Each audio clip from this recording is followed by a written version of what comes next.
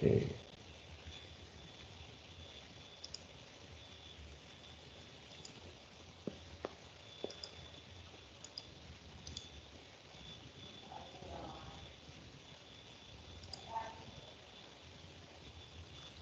Oke, sudah siap?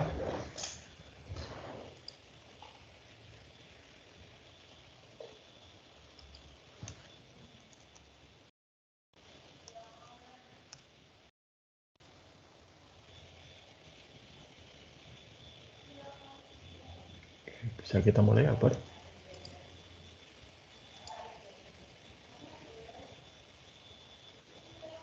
Oke, good. Oke, ini hanya kita berdua gitu ya. Oke, hari ini kita akan membahas structure query language ya. Saya yakin kamu sudah baca, tapi ya baik kalau kita lihat bagaimana itu ya. Oke, saya share dulu screen-nya.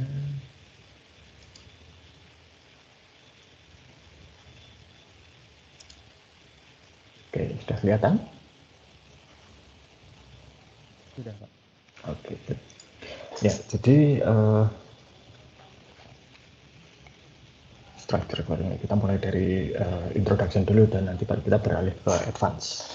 Jadi SQL itu kalau di bahasa Indonesia banyak yang SQL, kalau bahasa Inggris itu dibacanya SQL. Nah, jadi ini adalah bahasa standar yang digunakan untuk mengelola basis data, ya, terutama basis data relasional. Ini mulai dari tahun 70 gitu ya, munculnya konsep basis data relasional, tulisannya EF Code ini, kemudian muncul SQL di bagian dari sistem R, itu sistem operasi di IBM ya. Nah, jadi EF Code ini dia itu adalah peneliti di laboratoriumnya IBM. Lalu IBM juga mengembangkan SQL ini, database relasional ini berdasarkan papernya EF Code ini. Tapi yang memasarkan atau mengkomersialkan basis data relasional berdasarkan SQL itu adalah Oracle. Nah, jadi sekarang bisa dipahami mengapa Oracle itu menjadi nama besar di bidang basis data ya, karena mereka pertama kali yang mampu. IBM kalah di situ, kalah cepat. Gitu ya. Nah, baru kemudian mulai banyak yang mulai mengadopsi SQL ini sebagai bahasa untuk manipulasi basis data relasional ya, sampai kemudian tahun 86 itu menjadi standar ANSI. ANSI itu adalah Badan Standar Amerika, kalau di Indonesia ya SNI gitu ya. Nah, kemudian belakangan SQL ini juga menjadi standar internasional ISO. Ya, sehingga ini sekarang menjadi bahasa standar. Dan ini didukung oleh database yang ada ya. MySQL itu mendukung, ya, namanya saja MySQL ya. Oracle juga, kalau Microsoft itu produknya ada dua, Access dan SQL Server, SQL Server. Access itu tentunya ada SQL ini tapi di balik layar, jadi tidak kelihatan. Kalau kamu pernah pakai Access kan pakai query by example gitu ya. Nah ini kalau SQL Server itu menggunakan bahasa ini, lalu ada PostgreSQL dan macam-macam yang lain. Ya. Nah, aslinya SQL ini tujuannya adalah untuk ya standarisasi bahasa yang digunakan untuk memanipulasi atau mengelola database ya. Dan ini karena standar itu memudahkan untuk berpindah data. Jadi database yang dibuat dengan Oracle itu dengan mudah dipindah ke database yang dikelola dengan SQL Server atau dikelola dengan Postgre atau MySQL. Ya. Ini karena standar. Ya. Lalu juga kalau kamu sudah belajar satu bahasa SQL, jadi SQL itu seperti bahasa standar ya. Nah, tiap-tiap vendor Oracle, Microsoft itu punya dialek masing-masing. Jadi ada SQL standar, kemudian mereka menambahkan fitur-fitur tambahan yang khas di produk mereka. Tapi bahasa aslinya masih sama. Ya, sehingga kalau kamu belajar SQL, itu di MySQL misalnya, nanti pakai Oracle itu penyesuaiannya tidak terlalu panjang. Karena apa? Kamu hanya perlu belajar tambahannya, tidak perlu belajar bahasa intinya. Dan SQL itu cukup sederhana. Ya. Jadi, ya kalau ini standar itu ya jelas ya mengurangi pelatihan. Ya, begitu kamu sudah menguasai dasarnya, dasar SQL, pindah-pindah produk itu hanya perlu baca sedikit, oh sudah tahu bedanya ini. Ya. Dan jadi lebih produktif. Waktu yang digunakan tadinya untuk training bisa untuk bekerja. Lalu aplikasi itu juga portable. Portable artinya apa? Ya bisa pindah-pindah. Ya, kamu pakai SQL Server, kemudian pindah. Ini dulu dialami Atmajaya. Atmajaya itu pertama kali untuk aplikasi-aplikasi seperti Syatma itu dulu pakai database Oracle. Nah, kemudian ketika Atmajaya ya, itu dapat lisensi produk Microsoft oleh KSI, semua database tadi dipindahkan ke SQL servernya Microsoft. Jalan, nggak masalah. Ya. Saya juga pernah ada kasus ini di photographer.net, itu aslinya awalnya database-nya pakai Microsoft Access. Ya. Tapi karena Microsoft Access itu terbatas, Microsoft Access itu satu filenya itu hanya bisa 4 giga. Ya. Nah, maka ketika aplikasinya makin besar, database akses nggak bisa lagi, dipindah ke MySQL. Ya, dan itu cepat prosesnya. Karena ya itu tadi standar ya. Dan dia juga umurnya jadi lebih panjang dan mengurangi ketergantungan pada satu vendor. Nah, MySQL ini lucu. MySQL itu dulu aslinya satu perusahaan mandiri ya di Swedia. Mereka sudah dari lama, dari dulu mengeluarkan MySQL itu dengan 2 lisensi. Satu itu lisensi open source, gratis lah ya.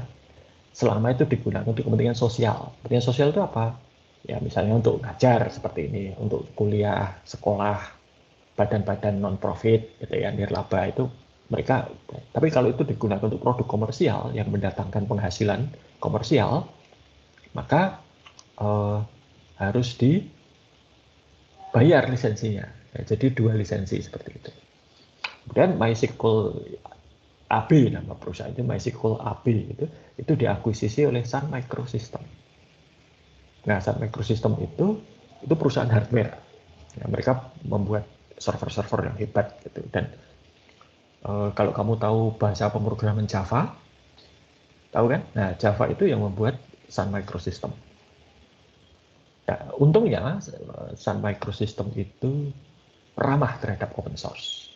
Ya, seperti Java itu. Lalu MySQL ini berkembang semakin besar. Karena apa? Dapat tambahan suntikan dana dan sumber daya dari Sun Microsystem. Oke, nah, tapi kemudian Sun Microsystem ini bisnisnya menurun. Dan kemudian diakuisisi oleh Oracle. Nah, Oracle ini masalah. Kenapa? Oracle itu dianggap oleh komunitas open source adalah perusahaan yang tidak ramah open source. Dan itu terbukti. Java yang tadinya dipegang oleh Sun Microsystem itu kemudian dipegang oleh Oracle. Google itu kan pakai Java untuk Android. Ya. Nah, itu dituntut oleh Oracle, suruh bayar lisensi. Nah, tapi berhasil dibuktikan bahwa lisensi yang dipakai Java yang dipakai Google itu sebetulnya tidak bisa dikomersialkan gitu ya, karena aslinya open source. Ya. Tapi perilaku Oracle ini kemudian menyebabkan Google mengembangkan sendiri Java versi mereka.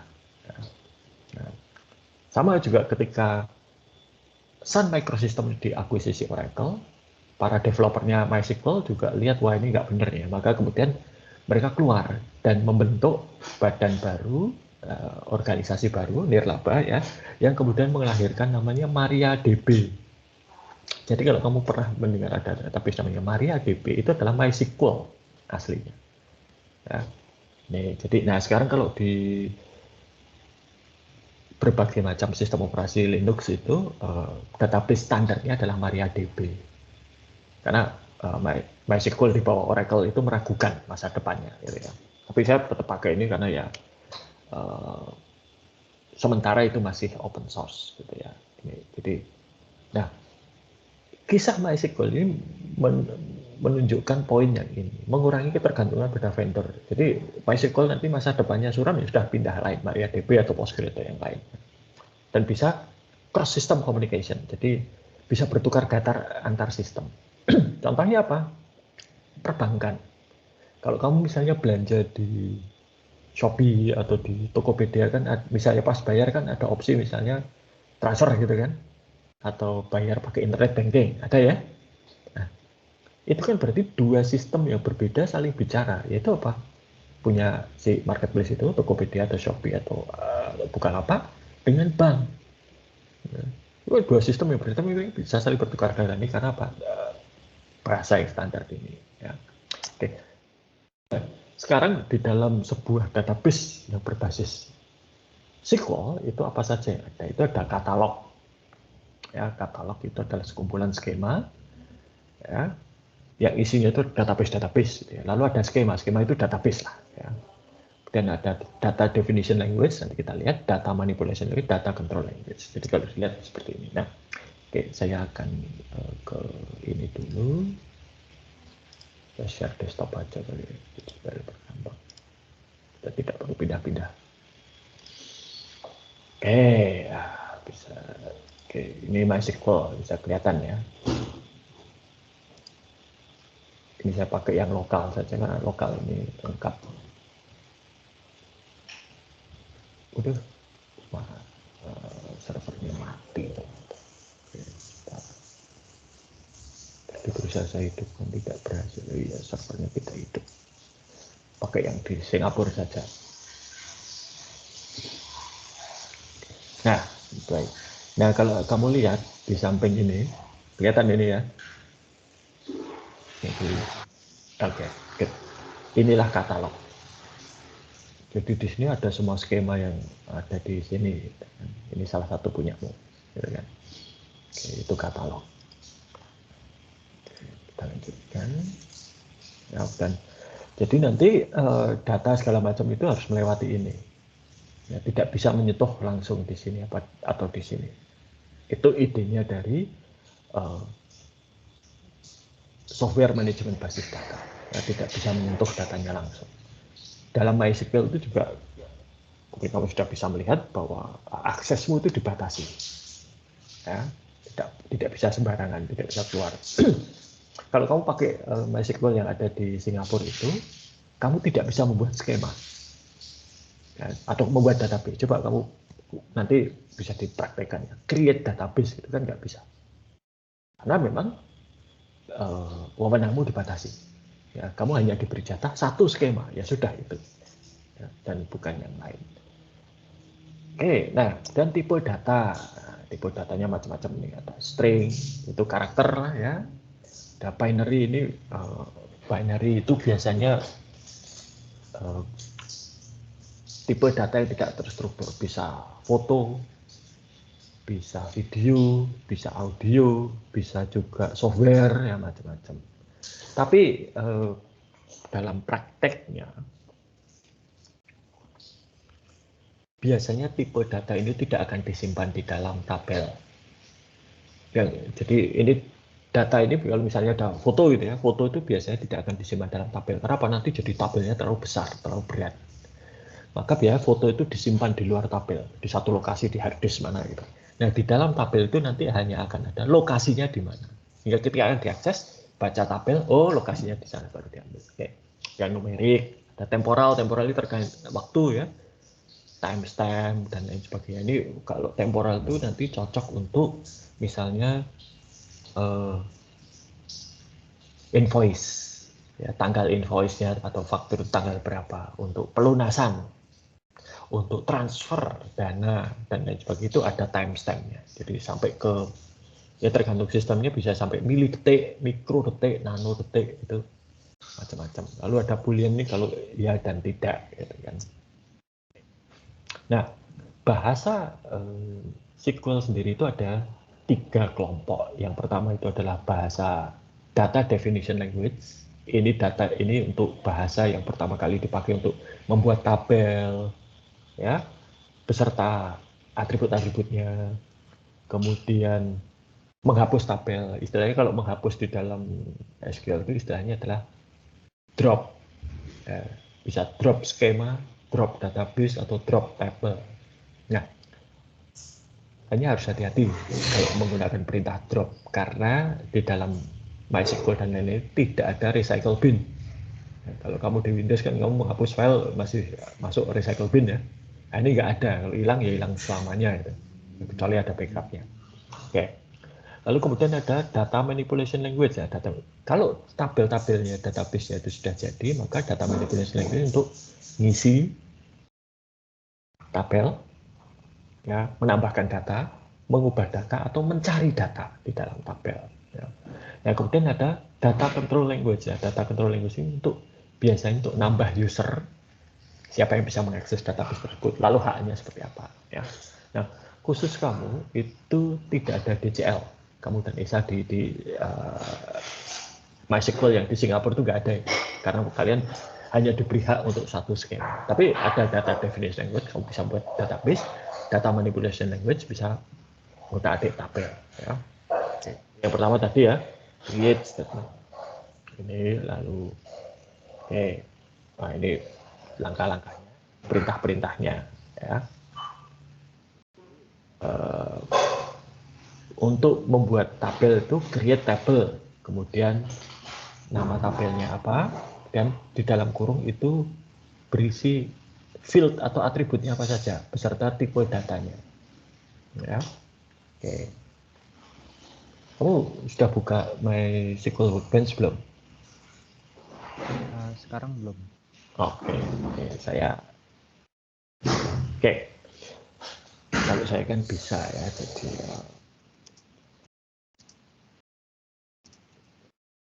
ini kamu bisa coba nanti di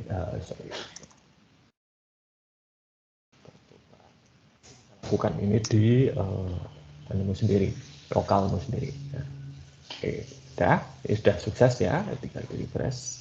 Nah, muncul percobaan. Nah, setelah buat database, kalau karena kamu lihat di samping kiri ini banyak sekali database atau skema ya. Yang sys ini jangan sampai dihapus ya. Kalau kamu ini isinya semua yang dibutuhkan MySQL untuk beroperasi. Kalau dihapus bubar MySQL-nya ya. Oke. Tapi yang lainnya nggak apa-apa kalau dihapus. Oke. Nah, kalau sudah buat ini kan banyak nih skemanya. Ini pertama kali kalau akan membuat use. Jadi harus use percobaan. Kalau enggak nanti dia nggak tahu yang mana yang akan dipakai. Ya, use. Saya udah pakai ini. Oke. Saya tadi sudah menyiapkan sebentar contoh ya. Contoh. Tadi kalau menghapus itu pakai drop ya. Ya, nanti kita coba. Nah, ini.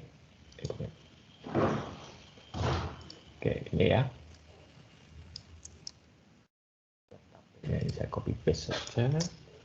Ini eksekusi. Nah, jadi ya, ini tinggal di refresh, nanti akan muncul tabel di sini. Nah, tabelnya sudah kelihatan. Masih kosong ini ya. Kelihatan kan?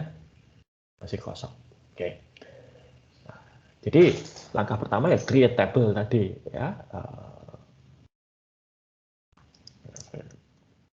Ini create table, share itu berarti membuat tabel dengan nama tabelnya share.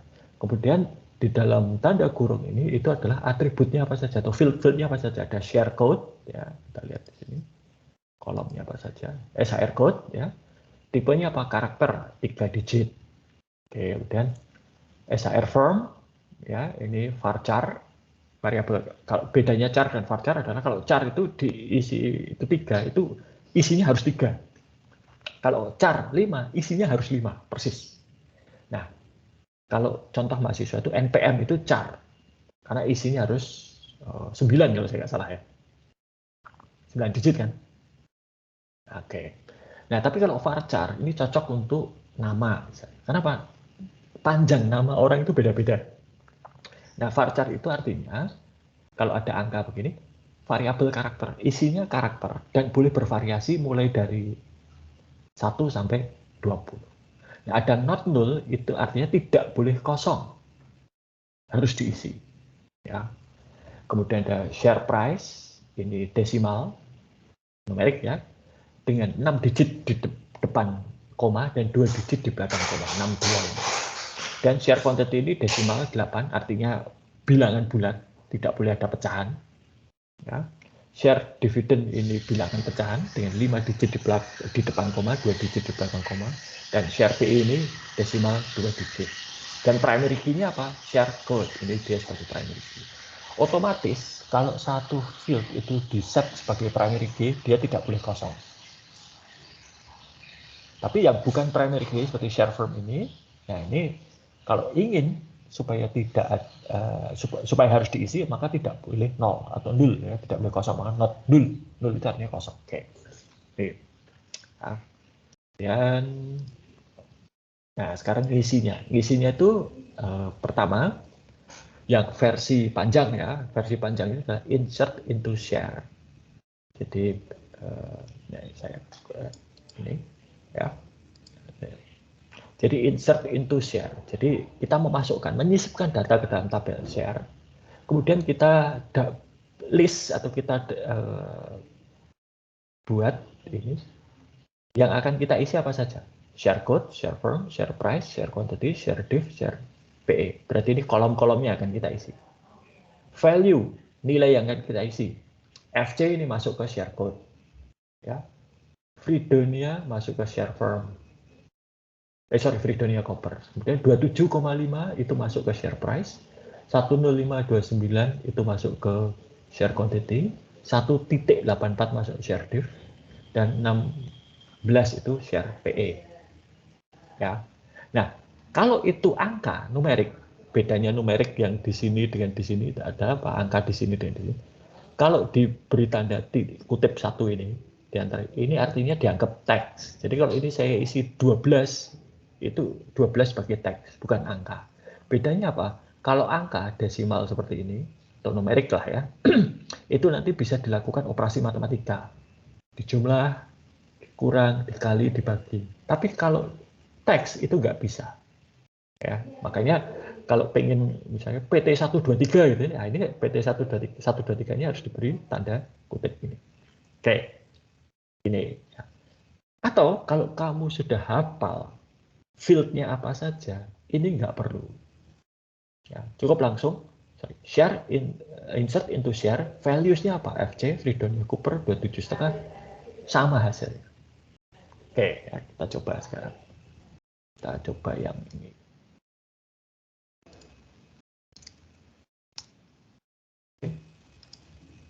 Nah, hasilnya gimana bisa kita lihat? Salah, sorry. Nah, sudah ada kan? FC kecil ya. Kelihatan tapi ya. Kelihatan, Pak. Oke, FC Freedonia Cooper 27,5 10.500 dan 1.816. Oke, nah sekarang kita coba yang versi pendeknya. Ya, sama enggak? Ini tapi harus saya rubah ini. Sebentar. Misalnya CF saya balik. Ini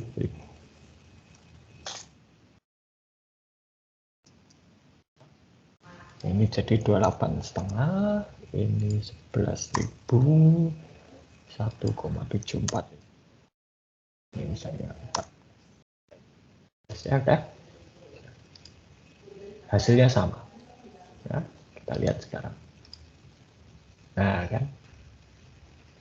Nah, maka kalau ingin insert itu praktek terbaik gitu ya, idealnya itu kita sebutkan dulu kolom-kolom yang akan diisi. Ya. Tapi kalau kita sudah hafal bisa saja seperti ini. Nah, ada situasi di mana tidak semua kolom akan diisi. Misalnya kamu hanya akan mengisi nama dan kode, nama dan share price saja, yang lainnya nanti belakangan karena belum. Ya sudah, ini share code ya misalnya ya kita Oke, jadi yang saya isi hanya 3 misalnya. Ini CC,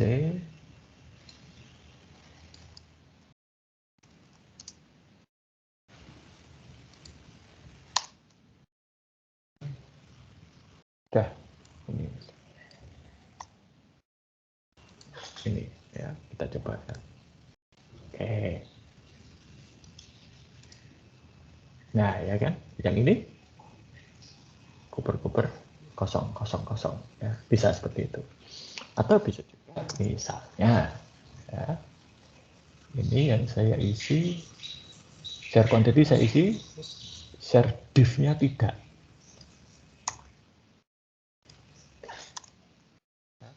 Ini ya, misalnya share quantity-nya ini tidak ada.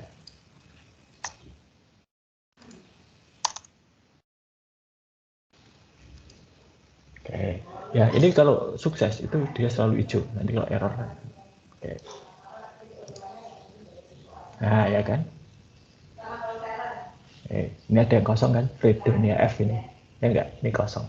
Nah, jadi kalau tidak semua kolom akan diisi, kamu harus menulis kolom mana yang akan kamu isi, atau field mana yang kamu isi. Itu. Ya. Jelas ya sekarang. Oke, kita teruskan kalau begitu. Oke, itu contoh. Nah, coba nanti ya, setelah ini bisa kamu, tapi ini nggak ada. Ya nanti ini saya share nanti untuk latihan bisa ya di Microsoft Teams. Oke. Nah kalau menghapus itu pakai perintah delete, menghapus baris tertentu. Delete from nama tabelnya where, misalnya hapus semua yang customer state-nya HI ya. Atau semua delete from customer T, artinya semua di ya, kita coba deh ya.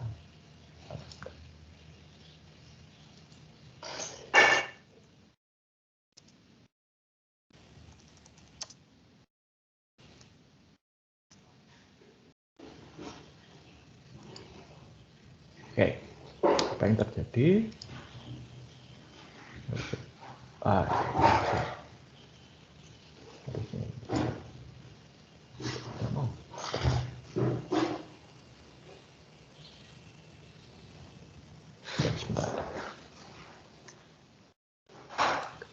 Oh, ya. Ini itu Oracle, bukan MySQL. Saya agak lupa ini apa delete bentar. Ya ini apa dialeknya itu berbeda.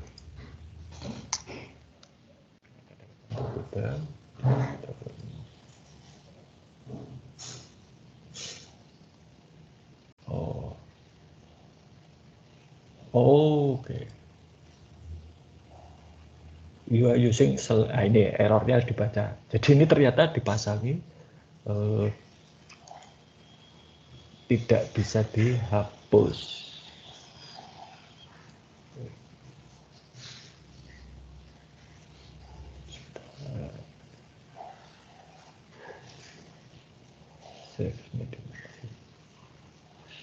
Sorry, ya udah. Jadi ini bedanya Oracle dengan MySQL ya. Di dalam Oracle ini ada untuk perlindungan keamanan, itulah istilahnya ya.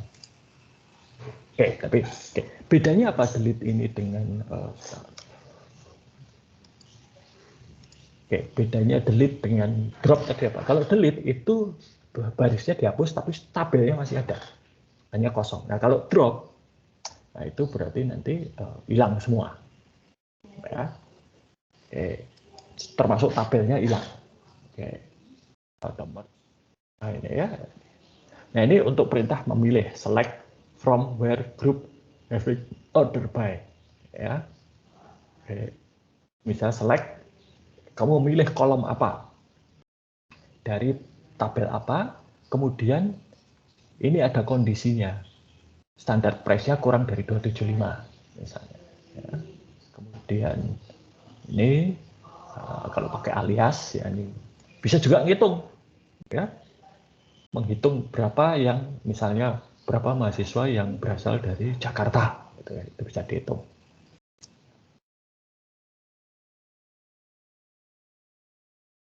Dan ini tidak usah, bisa juga dikelompokkan. Jadi ini tipe-tipenya. Oke, sampai di sini dulu. Adakah pertanyaan? Agar nanti ini prakteknya sendiri. ya, nanti saya berikan beberapa praktek gitu ya. Kamu juga bisa praktek itu, create sendiri, delete gitu ya. Oke. Oke, baik. Nah, sekarang lanjutannya adalah Advanced SQL yang seharusnya hari ini ya. Oke. Nah, kalau tadi yang di awal tadi itu kita bicara mengenai SQL yang untuk single table. Tapi SQL database itu kalau hanya satu tabel kan nggak seru gitu ya, maka dia harus mencari data. Nah, kadang-kadang kita perlu melakukan atau mencari data dari lebih dari satu tabel, maka itu muncul join. Ya. Join itu adalah operasi basis data di mana dua atau lebih tabel pada domain yang sama itu dikombinasikan. Domain yang sama itu artinya begini. Tabel mahasiswa, data mahasiswa itu bisa dijoin dengan nilai mahasiswa dengan mata kuliah yang ditempuh mahasiswa. Tapi tidak bisa tabel mahasiswa itu dijoin dengan gaji dosen. Ya. Karena itu bukan domain yang sama. Ya. Oke. Nah, ada equi-join dan natural atau inner join. Ya.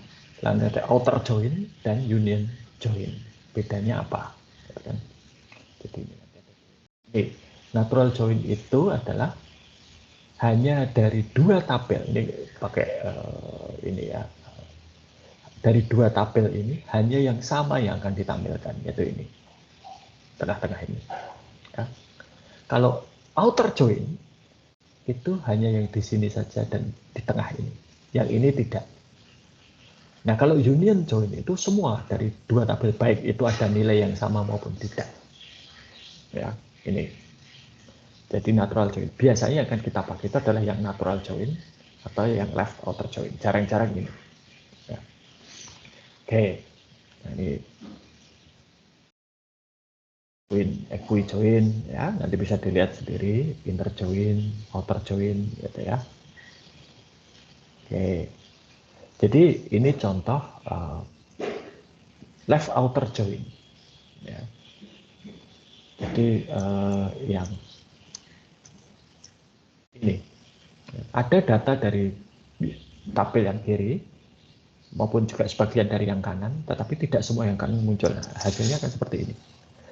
Ini equi join, artinya dari tabel kiri dan kanan hanya ditampilkan data yang ada di tabel 1 dan di tabel 2. Ya. Ini itu bisa lihat, ini data dari tabel kedua, ada yang kosong, karena mungkin di tabel 2 belum ada, tapi di tabel 1 sudah ada. Tuh, ya.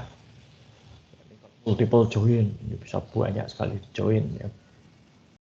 Oke. Oke, itu join. Nah, jadi itu kalau kamu akan mencari data dari dua tabel atau lebih di join. Nah, hanya saja join ini harus hati-hati. Karena semakin banyak join. Ya, jadi kalau kamu melakukan query dan ternyata tabel yang harus dimasukkan lebih dari satu, dan itu sering terjadi, maka mungkin perlu dipikirkan struktur tabelnya dirubah. Kenapa? Karena join itu memakan sumber daya komputasi yang besar. Join itu lambat. Ya. Maka join itu harus dipakai secara hati-hati. Kalau ternyata ada 2 tabel di berbagai query itu sering di-join, berarti kemungkinan 2 tabel itu harusnya di-merger saja. Ya, untuk mengurangi. Jadi kalau join itu ya, kamu bayangkan begini. Komputer itu harus ngambil 1 tabel dan ngambil tabel kedua. Setelah itu dilihat data yang sama, misalnya inner join, dilihat data yang sama mana. Oh, ini diambil data yang sama ditampilkan. 1 tabel itu dalam praktik bisa isinya ribuan sampai jutaan baris. Ya, jadi kalau ada 2 tabel dengan jutaan baris, ya 2 kali jutaan tadi, ya bisa dibayangkan lambat. Gitu ya. Pengalaman saya, kalau misalnya saya punya basis data, itu kemudian dicek kinerjanya. MySQL itu ada yang namanya slow query, gitu ya. Kalau slow query itu biasanya karena join, ya itu pasti. Nah, maka kalau ada 2 atau 3 tabel atau lebih yang di berbagai query yang berbeda sering di-join, nah itu berarti kemungkinan sebaiknya mereka di-merge, gitu ya, jadikan 1 tabel. Oke, lalu ada yang namanya subquery. Ini kalau bahasa Indonesia kalimat majemuk, gitu ya. Jadi ada query, lalu di dalam where-nya ini query where-nya ini ada query lagi. Query itu selalu dimulai dengan select, gitu kan. Jadi where ini ada, kemudian where itu ada query lagi. Ini namanya subquery, yang biru ini. Nah, ini alternatif daripada join. Mungkin sebaiknya query-query-nya itu dibuat dulu pakai ini inner, baru kemudian diolah dengan yang outer namanya. Ya. Ini. Oke. Nah, subquery itu ada beberapa tipe. Ada yang non correlated, ya. Ada yang correlated. Kalau subcorrelated itu data dari luar ini, ya, itu tidak dipakai di dalam. Tapi correlated data dari luar dipakai di dalam sini. Oke, contohnya nanti bisa lihat sendiri. Nah, bisa juga kita mengkombinasikan query, ya. Dan ini tidak akan saya bahas, ini sudah lebih teknis, ya. Nah, bagaimana tips membuat query yang baik? Ya, satu, ya kita harus paham betul tipe data yang akan kita model datanya. Maka tadi di awal tadi mengenai insert, ya, kamu harus paham betul apa yang menjadi kolom dari tiap tabel, ya, isinya apa, tipe datanya apa, itu harus hafal. Jangan sampai keliru memasukkan data numerik ke dalam nama misalnya, atau memasukkan teks ke dalam harga saham. Nah, itu jangan sampai keliru. Dan kita harus paham hasil yang akan kita inginkan itu apa. Apakah sekedar menampilkan hasil query atau ada. Jadi misalnya seperti invoice atau faktur. Faktur itu kan berarti kita harus ngambil data dari data konsumen. Apa yang diambilnya? Identitas konsumen. Nama, alamat, NPWP kalau ada. Kemudian dari produk. Tabel produk itu apa yang kita ambil? Ya identitas produk. Tipe produknya apa, kodenya apa, deskripsinya apa mungkin. Dan tabel harga. Produk ini harganya berapa? Ada diskon atau tidak? Ya. Dan setelah diambil, di query itu kemudian ditampilkan di dalam invoice atau faktur, gitu ya. Oke,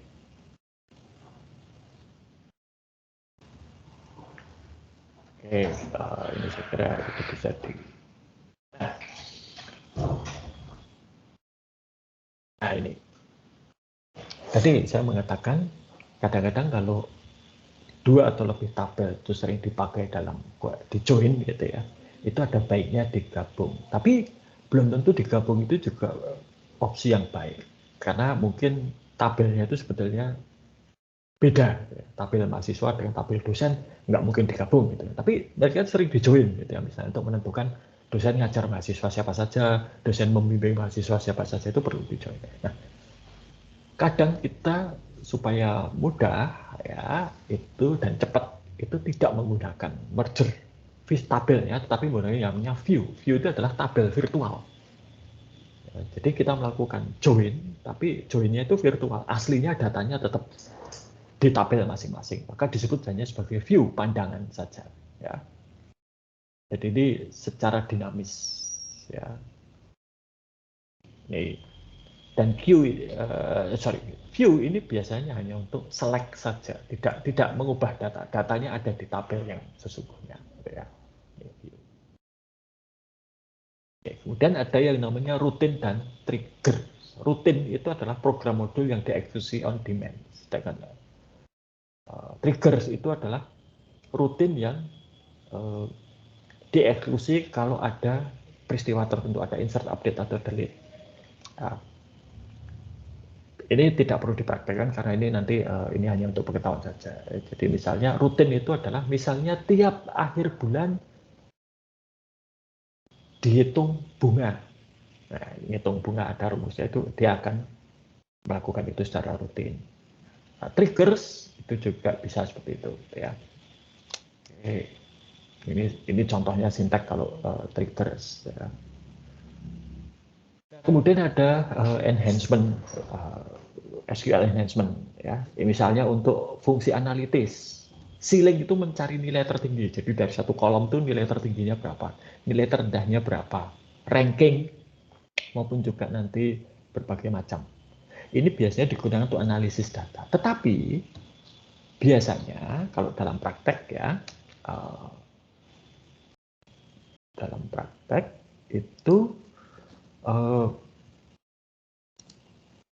pengolahan datanya tidak di dalam database. Ya. Jadi nanti kalau ingin mengolah data, datanya diambil dari database, kemudian pakai software lain. Bisa pakai Excel misalnya, atau bisa juga pakai SPSS.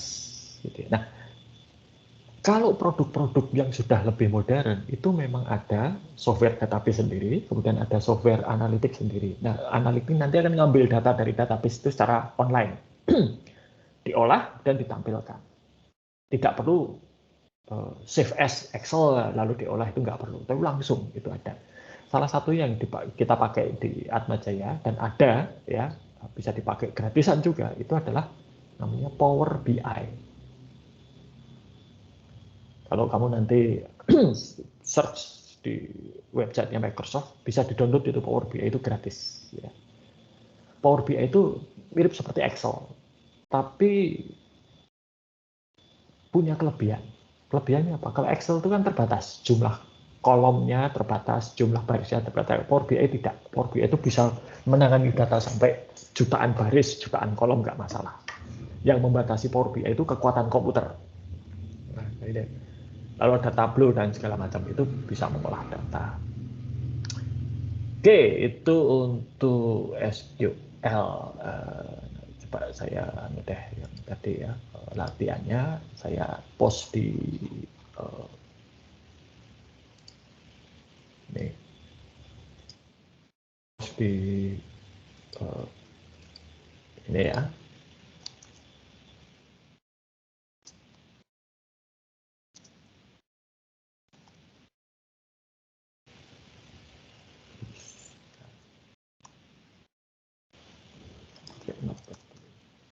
Post di apa namanya,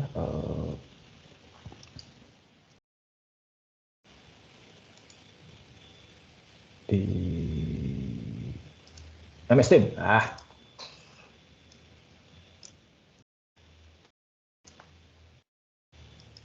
Untuk latihan nanti ya. Ini 2 skrip untuk membuat tabel.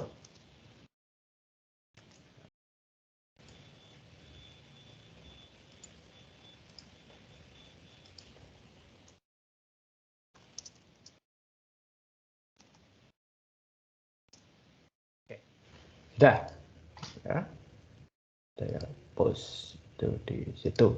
Udah kelihatan belum? Sudah muncul di MS Team belum? Harusnya sudah. Sudah, Pak. Oke, ya sudah, nanti bisa untuk latihan. Nah, berikutnya untuk tugas minggu depan itu kamu membuat skrip. Masih ingat tugas yang sebelumnya membuat model data itu? Nah, sekarang buatlah script untuk membuat tabel-tabelnya. Plus script untuk ngisi tabel-tabel itu dengan minimal 5 baris data. Scriptnya seperti apa? Menangkap nggak maksud saya? Jadi kamu harus buat script untuk membuat tabel, dan kedua script untuk mengisi tabel. Mau dijadikan satu file atau 2 file terserah. Ya, minggu depan kita bahas itu. Ya. Kamu bisa pakai MySQL yang di komputermu atau yang ada di Singapura, terserah untuk latihan. Ya. Oke. Ada pertanyaan nggak? Tidak ada, Pak. Oke, saya kira itu dulu aja deh ya. Nanti silakan berlatih SQL-nya itu, karena itu yang akan kita banyak kita gunakan. Ya. Oke, gitu ya, Albert. Selamat siang.